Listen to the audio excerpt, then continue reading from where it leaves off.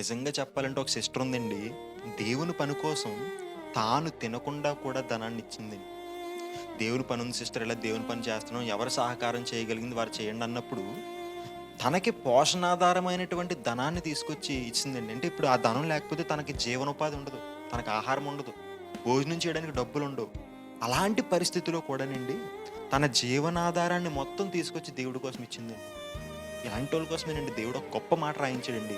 అదేంటో చూద్దాం చూడండి. మత్తయి సువార్త 5వ అధ్యాయము 6వ వచనము. మత్తయి సువార్త 5వ అధ్యాయము 6వ వచనము. నీతి కొరకు ఆకలి దప్పులు గలవారు ధన్యులు, వారు తృప్తి పరచబడుదురు. ఏంటంట? నీతి కొరకు ఆకలి దప్పులు గలవారు. అంటే ఒక మంచి పని జరుగుతుందంటే మనమైనా తినడం మానేద్దాం. మన డబ్బులు తీసుకొచ్చి వాళ్ళకిద్దాం. మనకు లేకపోయినా పర్లేదు, మంచి పని జరగాలనేటువంటి ఆలోచన కలిగిన వాళ్ళు ఉంటారు చూసారా? వీళ్ళు చాలా గొప్పవాళ్ళు. చాలా గొప్పవాళ్ళు. చాలా గొప్పవాళ్ళు.